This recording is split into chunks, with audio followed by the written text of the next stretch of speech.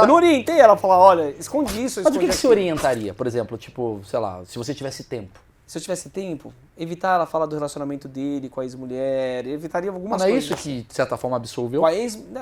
eu não queria que ela falasse naquele momento da coisa. Concentrasse só no que aconteceu. Todo o resto eu escondi da imprensa durante muito tempo.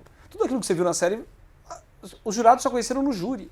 Não, e Aquela história que eu de vida entendi, dela, entendi. eu escondi da imprensa durante muito tempo. E você quer esconder pra Quando você a usar Thaís- a carta no júri. Tem uma jornalista do SBT chamada Thaís Nunes, Ah, que foi a pessoa com quem eu conversei pra gente fazer a série.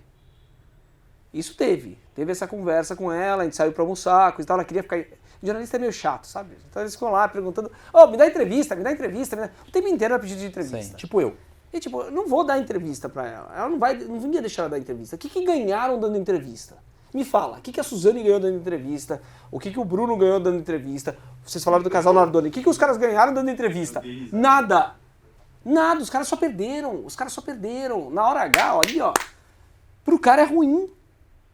Pro cara, depois da hora que você vai pegar aquela entrevista, você vai vou comparar com um decupar monte da de minha coisa forma, e vai né? ficar jogando lá pros jurados. Sim. Péssimo. Então eu não ia deixar.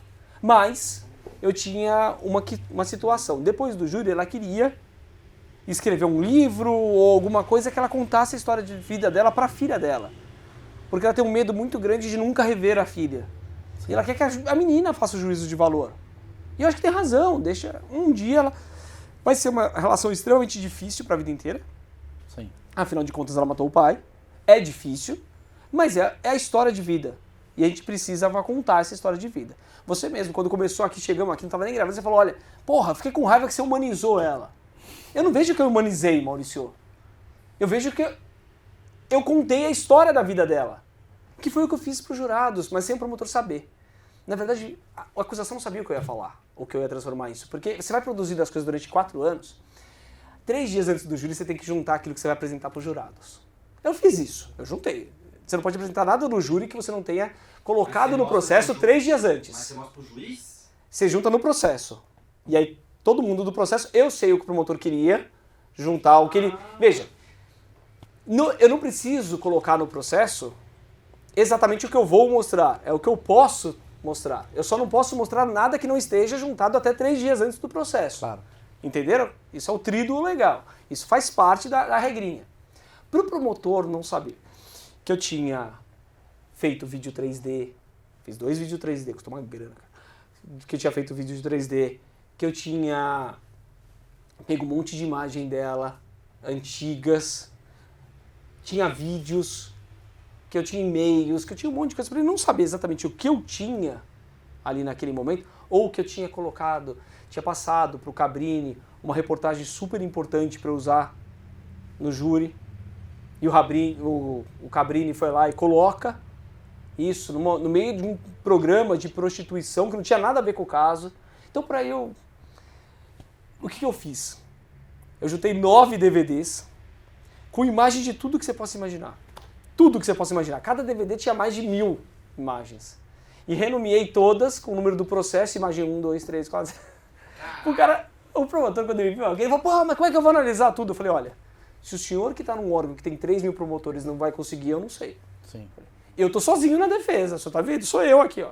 Sou eu e eu. O que você está me falando é, quanto menos informação você entrega antes, melhor, porque na hora que você vai convencer os jurados... Eu só tenho uma única vantagem no processo. Eu falo por último. Ah, a defesa... Eu falo por último. Eu sou o último a falar sempre. Sim, eu tenho debates ali, o promotor fala e depois eu falo. Se ele vai voltar pra réplica ou não, eu não sei. Mas eu falo por último. Sim. Então, eu tinha que surpreender. Eu queria surpreender. A minha estratégia era surpresa. E pra isso eu tinha que fazer o quê? Contar a história de vida dela, que é uma história de vida diferente da nossa. É uma história de altos e baixos. A menina veio de uma casa em que ela morava no meio da terra. A parede da casa dela era parede de madeira, onde entrava tudo que podia e mais um pouco. Era ripa de madeira. Não tinha privada dentro de casa. É outra realidade. Todo mundo fala da cobra, fala disso, fala daquilo. A menina viveu no meio dos bichos. Os bichos entravam na casa dela o tempo inteiro.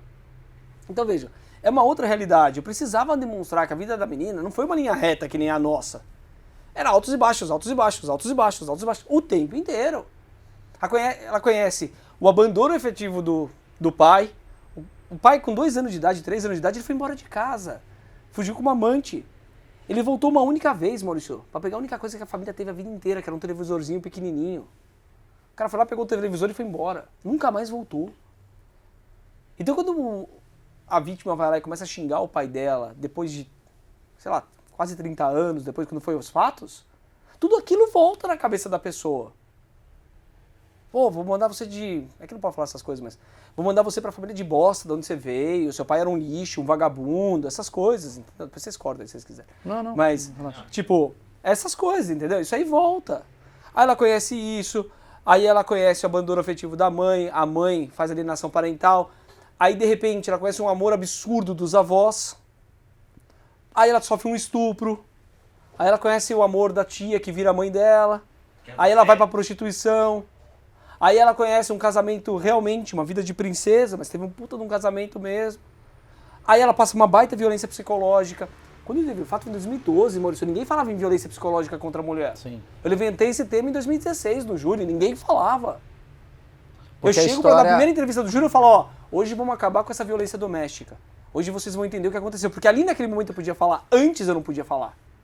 Porque antes, se eu falasse, eu adiantava pro promotor aquilo que eu ia colocar no júri. E daí o cara criava uma parada. Então ele não sabia o que eu ia colocar, ele não sabia que eu ia contar a história de vida dela. Por isso que você fala, você humanizou a menina? Não, eu contei a história dela. Sim. Que ninguém conhecia, todo mundo conhece a história do esquartejamento. Claro. Então, daquele fato, é aquilo que as pessoas A conhecem. minha questão não é nem que... eu adorei a série. Inclusive, eu queria primeiro perguntar antes de falar... a ideia da série foi de vocês? Foi você? Eu queria fazer um filme. Ah, entendi. Mas você que levou pra Como Netflix. todo mundo me confunde o nome, né? Com o Rodrigo Santoro eu brinco que o cara é da parte feia da família, eu sempre falo isso. Todo mundo começa a me chamar de Rodrigo, falando, esse aí é da parte feia da família.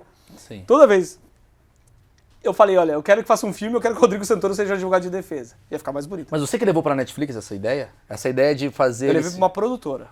E a produtora não quis fazer filme, a produtora quis fazer um documentário. Porque me Nem parece... quis trazer pra nós, Maurício. Vocês podiam ter colocado essa ideia. Então, mas peraí. É essa que vem a questão. Até onde isso é uma coisa de entretenimento e até onde isso é algo que corrobora a tua Vamos lá. defesa? Boa. Na verdade, eu queria fazer um filme que fosse muito mais pra defesa do que esse negócio equilibrado que fizeram no documentário. Sendo honesto, eu tô no limite da minha parcialidade, eu sou advogado de defesa. E eu, pra mim, acho que deram até muito espaço pra acusação, nem precisava ouvir os caras. Ponto, entre nós aqui é isso. Entre nós é isso. Mas, quando surgiu essa ideia, conversando com a Thaís falou, olha, eu conheço uma produtora, eu vou conversar com eles. Quando chegou na produtora, a produtora já retornou pra gente e falou, olha, a gente tá com um projeto de documentário, não de filme. Se tiver interesse, a gente pode começar a conversar a respeito.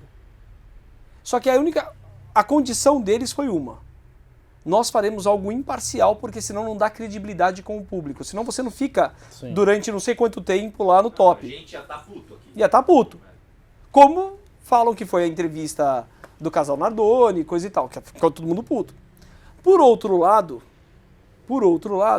a minha condição foi, concordo, mas eu faço questão de que vocês vão assumir o compromisso de que vão contar o lado dela.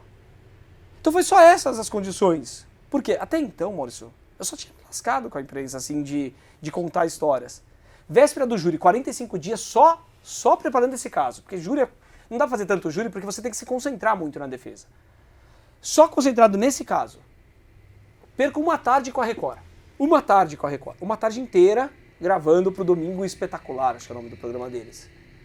Véspera do júri. O jurado ia ver aquilo ali, no dia seguinte, de manhã, o cara ia estar ali sendo um dos possíveis jurados do caso. Então eram 25 pessoas convocadas.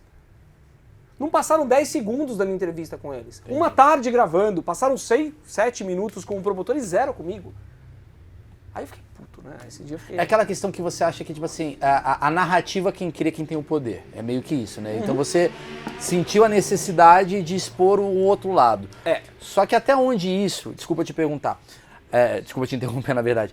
Até onde isso faz a coisa ser mais afetiva do teu lado do que a verdade? Porque eu acho que muita gente fica com a cabeça do tipo assim, porra, tu tá indo pra um lado que te favorece. Deve ter gente que pensa assim, esses achismos todos. Pô, cara tá indo. Não sei se o cara lá, o cara que defendeu, o Durso lá, olhou e falou: puta que pariu, o cara fez um seriado que vai me fuder na acusação. Até onde isso é legal na questão ética da coisa? Como é que funciona isso?